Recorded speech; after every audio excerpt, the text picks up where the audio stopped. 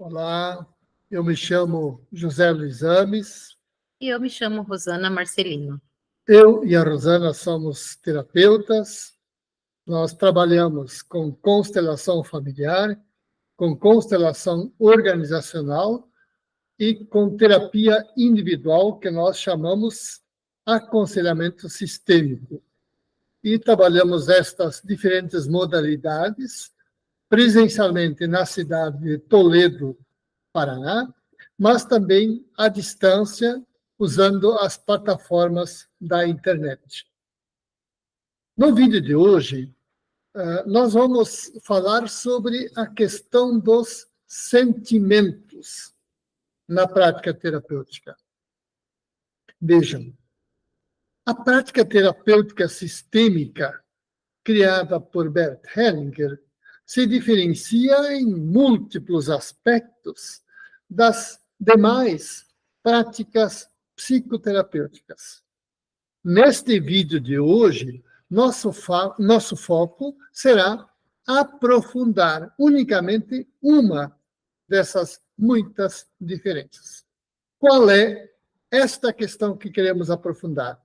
É a seguinte: qual sentimento deve mover o terapeuta em seu trabalho psicoterapêutico? Esta é a questão.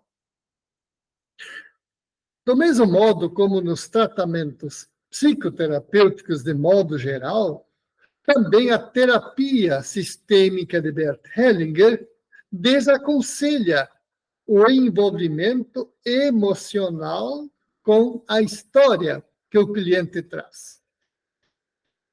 No entanto, a postura de neutralidade ou de isenção em relação ao estado emocional do cliente não corresponde, não significa um estado de indiferença em relação ao cliente. Afinal, o terapeuta é um ser humano que inevitavelmente desenvolve sentimentos em relação ao cliente. Neste vídeo, nós queremos responder a seguinte questão: qual sentimento é adequado ao terapeuta em sua relação com o cliente? Vejam, Bert Hellinger estudou aprofundadamente a questão dos sentimentos.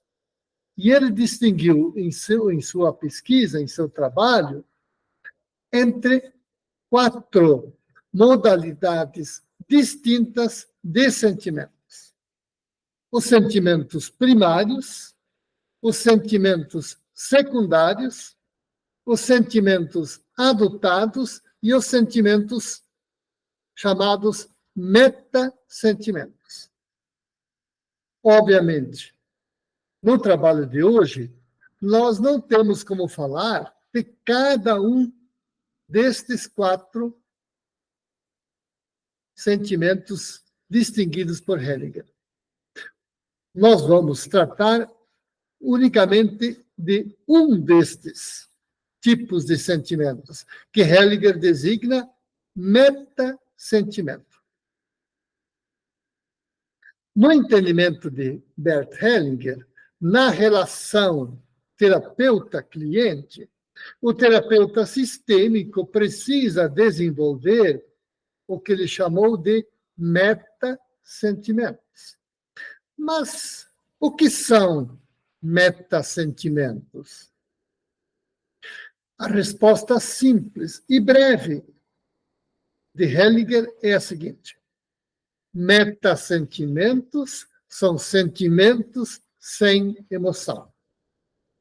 Eu repito a definição de Hellinger. Meta-sentimentos são sentimentos sem emoção. Com esta definição de Bert Hellinger, Bert Hellinger, pretende levar o terapeuta a compreender que em seu trabalho ele precisa se elevar. É isso que significa o prefixo meta.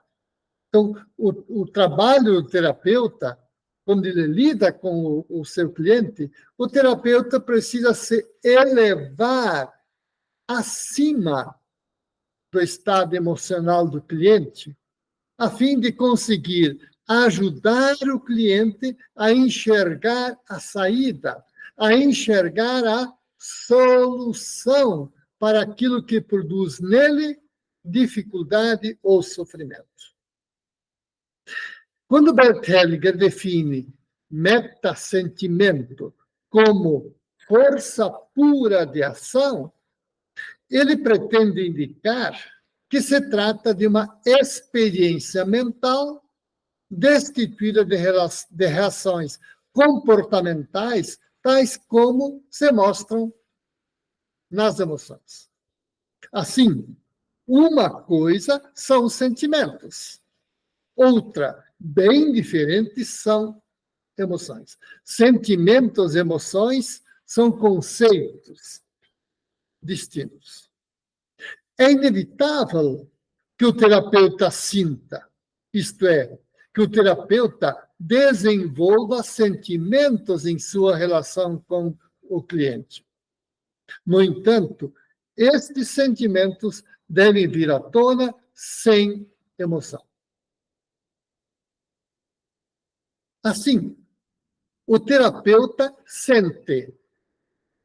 E esse sentimento, ou esses sentimentos, o impulsiona a agir no sentido de tirar o cliente do quadro emocional que paralisa o cliente e o impede de enxergar a saída, o impede de enxergar a solução daquilo que traz dificuldades ou traz sofrimentos ao cliente. Bem, como sempre, a Rosana vai agora nos mostrar como tudo isso que eu falei de modo muito resumido funciona na prática psicoterapêutica, de modo mais específico, no modo como nós, eu e Rosana, lidamos na relação com os nossos clientes. Olá, tudo bem? Então, eu sempre gosto de falar a partir da minha própria experiência, né? Daquilo que eu vivi. E eu posso dizer para vocês que chegar a esse ponto, né, que o Luiz está falando, não foi algo assim tão simples para mim, né? Então, eu sou uma pessoa que eu percebo que eu sou, né, mais sensível, tenho um movimento de, de gostar das pessoas. Assim, desde muito pequena eu me percebi alguém que gostava de gente, né? Eu gosto de estar com as pessoas, gosto de conversar com as pessoas, gosto de interagir com as pessoas. Então, eu, durante muito tempo, no meu percurso de vida, eu sofri muito, porque eu não conseguia conviver com o sofrimento alheio sem tomar para mim, né? Então, o conhecimento sistêmico, ele me ajudou muito nesse aspecto, né? Me tirou desse lugar, porque eu fui compreendendo, né, o que é equilíbrio, eu fui, principalmente, porque para mim, quando o Luiz fala de meta-sentimento, a palavra que vem mais forte para mim é esse movimento de equilíbrio, né? Então, como você sente e como você sente sem se permitir entrar nas emoções que te enfraquecem. Então, para mim, foi realmente um desafio. E que a prática, é claro que a prática, as leituras, e principalmente as experiências onde eu precisei me colocar em prova, né? Me trouxeram um outro movimento, uma outra perspectiva. Então, o que eu gosto de falar com relação ao metasentimento e ao terapeuta? Então, como eu sei, né, que eu estou ficando pronta para atuar e agir com o meu cliente? Eu preciso ter a capacidade de ver a potência dele. Eu preciso ver a força dele. Eu preciso ter consciência de que não sou eu que curo o meu cliente, né? Não sou eu que faço esse trabalho. A cura, né, ou o resultado do cliente, o que move é a força que está dentro dele, sabe? Então, quando eu consigo saber disso, isso é uma verdade interna para mim, não é mais algo que eu fico pensando, mas é uma verdade interna. Eu confio na força do meu cliente, eu confio na potência que está no sistema dele, eu confio que aquilo tudo que agora pode estar enfraquecendo o meu cliente, a partir do momento que ele ressignificar, vai ser também a maior força dele, porque isso está no sistema dele de longa data. Quando eu tenho essa consciência, eu chego no meu cliente numa outra postura. Então, eu consigo lidar com ele gostando dele, me empatizando com ele, eu consigo ver a dor dele, eu consigo sentir a dor dele com ele, mas eu não me permito sucumbir junto com ele na dor dele. Porque se eu tiver esse movimento, eu não consigo ajudá-lo. Né? Eu não sou de ajuda alguma se eu me colocar nesse lugar. Eu só tenho possibilidade de ajudar alguém, né, se eu conseguir me separar da dor da qual ele está enterrado. Caso contrário, sabe, soma. Né? Aí, se eu sucumbir à dor dele, eu potencializo a dor dele. Simplesmente assim. E se eu potencializo a dor dele, eu não vou conseguir ser suporte, amparo e apoio, que é esse o papel do terapeuta. É ser suporte, amparo, apoio, confiar nessa grande força que está dentro de todo ser humano, tá? E confiando, eu levo o cliente a olhar para esse lado. Eu levo ele a olhar para a força que desde sempre, né, está dentro dele. E quando eu consigo fazer isso, então significa que todos os problemas dele vão simplesmente sumir? Não é isso. Ele tem uma outra estrutura interna para poder enfrentar as dificuldades. Então, isso não significa que uma pessoa venha para um processo, estou falando aqui mais em cima daquilo que nós trabalhamos no aconselhamento sistêmico, né? Não significa que a pessoa vem, traz uma questão, um problema, e nunca mais vai enfrentar um problema igual. Ele nunca mais vai enfrentar igual, porque ele não é mais o mesmo. Então, quando ele ganhou essa força interna, os problemas podem se repetir, mas ele vai ter uma outra forma de encarar e de olhar essas situações. Então, na verdade, sim, aquele problema daquela forma nunca mais vai se repetir. Eu tive uma experiência com a minha filha, quando ela tinha uns 4 anos de idade, onde quando eu fui conhecendo essa diferença sobre os sentimentos, sempre me leva a essa situação.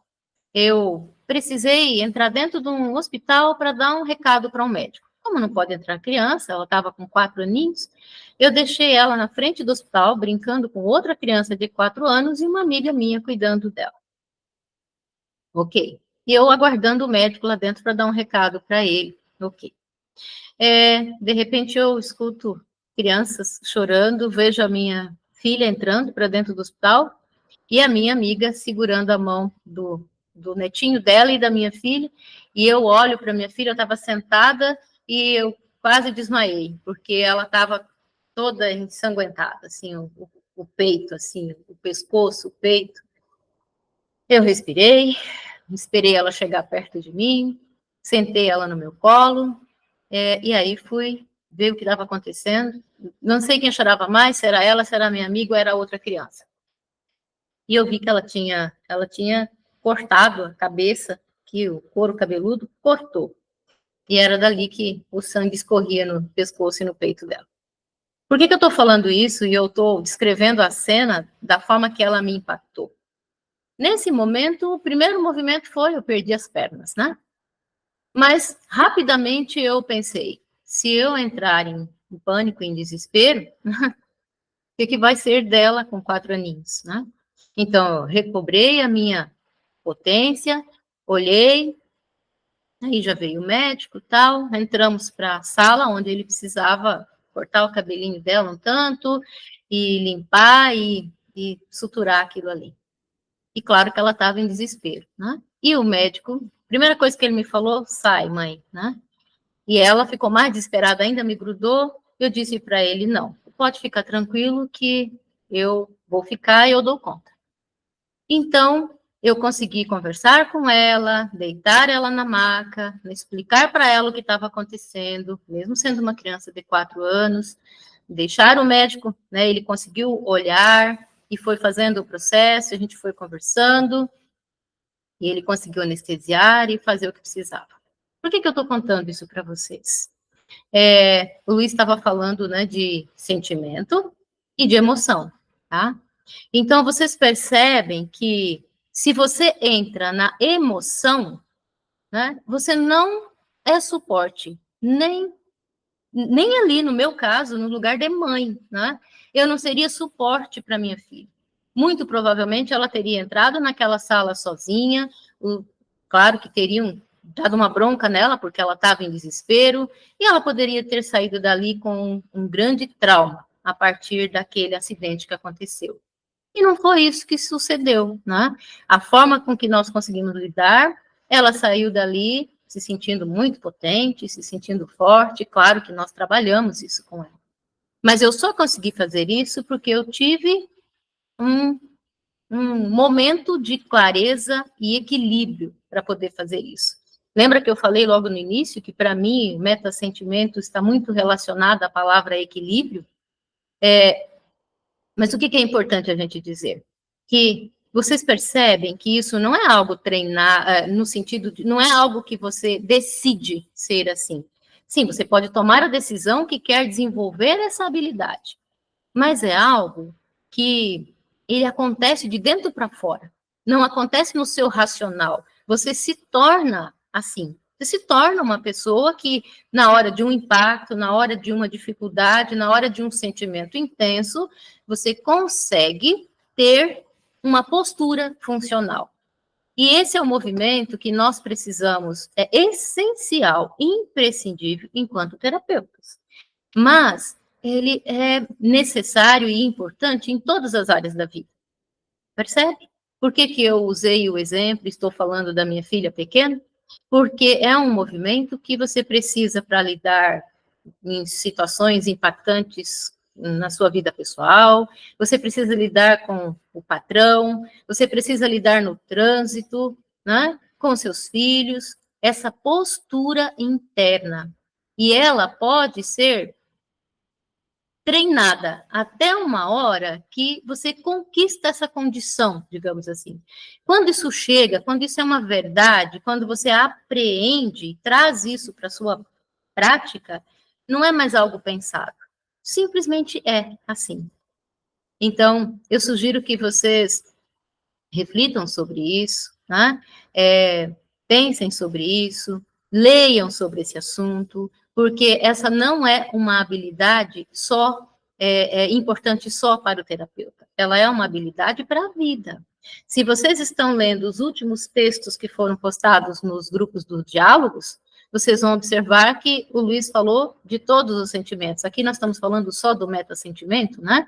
Mas ele falou de todos eles, né? E falou do que nos potencializa, do que nos fortalece. Então, olhe para aquele material, leia esse material, né? Se desdobre em cima de se aprofundar sobre esse conteúdo, porque essa é a autoterapia, tá? Se você consegue compreender o que é isso e começa a treinar e desenvolve essa habilidade, tá? Muitos dos problemas que você tem enfrentado na sua vida, eles vão ficar bem mais leves. Experimente. E se você tiver dúvidas, quiser conversar mais conosco sobre este assunto, como sempre, nós vamos estar disponíveis para vocês. Alguns exemplos de metasentimentos. Em primeiro lugar, o amor. O amor pode ser um metasentimento quando ele é mostrado sem emoção. Com emoção é o que nós chamamos de paixão. Mas também a coragem é o metassentimento. A humildade é o metassentimento. E, como diz Hellinger, a coroação dos metassentimentos é a sabedoria. A sabedoria não é saber muitas coisas, e sim saber o que fazer na situação concreta. É conseguir visualizar a saída ou a solução na situação real e concreta presente na qual estou defrontado. Por isso o terapeuta precisa trabalhar com metasentimentos, ou seja, sentimentos sem emoção. É com esses sentimentos que o terapeuta trabalha. Coragem, amor, humildade e sabedoria. Muito bem. Muito obrigado a você que nos acompanhou. Muito obrigado a você já antecipadamente por compartilhar o link deste vídeo nos seus contatos, nas suas redes sociais. Nós também agradecemos por você, caso ainda não tenha se inscrito nesse canal, se inscreva, curta o canal. Tudo isso são formas que nos ajudam a manter este canal aberto e em funcionamento para continuar ajudando muitas e muitas pessoas. Muito obrigado e até o próximo vídeo. Até breve.